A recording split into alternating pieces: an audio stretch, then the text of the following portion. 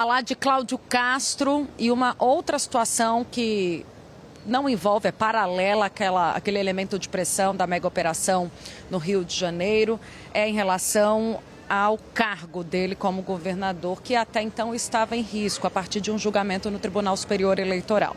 Nós já trouxemos a informação do voto da relatora, a ministra Isabel Galotti, para cassar o mandato do governador Cláudio Castro no Rio de Janeiro, mas como antecipado pela Luísa Martins, na semana passada houve um pedido de vista, o que quer dizer que o julgamento está paralisado. As informações completas sobre o assunto chegam com Pedro Moreira. Boa tarde, Pedro. Oi, Tainá, boa tarde para você aí em Belém, boa tarde para a Isabel.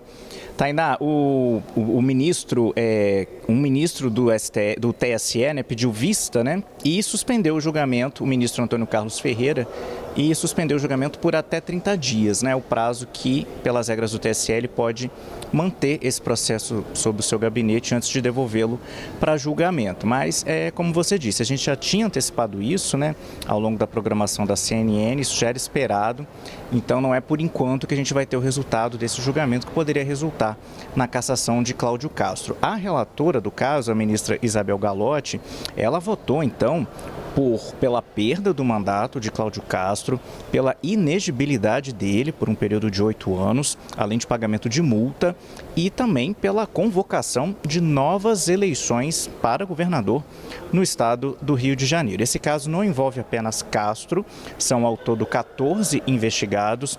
Entre esses nomes, eu destacaria pelo cargo que ocupa hoje, né, pelo desempenho, de acordo com a acusação nesse suposto esquema, o deputado estadual Rodrigo Bacelar, do União Brasil, que é o atual presidente da Assembleia Legislativa do estado do Rio de Janeiro, e à época dos fatos, né, das acusações, na eleição de 2022, ele era secretário estadual.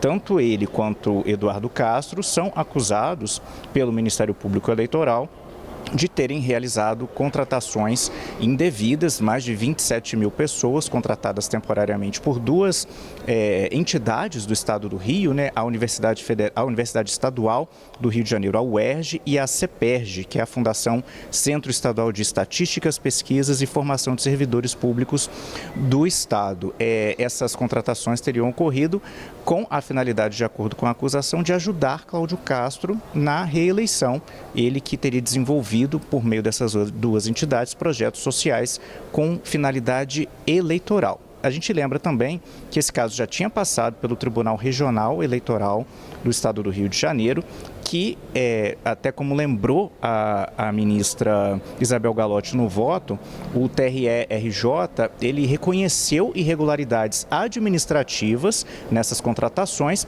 mas não viu indícios suficientes para poder cassar a chapa, né, cassar o mandato do governador, só que houve recurso por parte do Ministério Público e é isso que está sendo analisado nesse momento pelo TSE. Na sessão de ontem, além do voto da ministra relatora, a gente teve também as falas da acusação e dos advogados de defesa. O que disseram eles, né? A defesa de Rodrigo Bacelar, do atual presidente da Alerj, disse que as alegações do Ministério Público Eleitoral são genéricas e que não foram produzidas provas demonstrativas de cunho eleitoral nas medidas que foram tomadas por ele e pelo governador Cláudio Castro. Já a defesa de Cláudio Castro apontou, primeiro, questões processuais, recorreu dessas questões processuais e, com relação ao mérito, disse que essas inaugurações, os projetos que o governador desempenhou, inaugurou e lançou em 2022 tinham sido feitos antes do período eleitoral e defendeu mais uma vez o resultado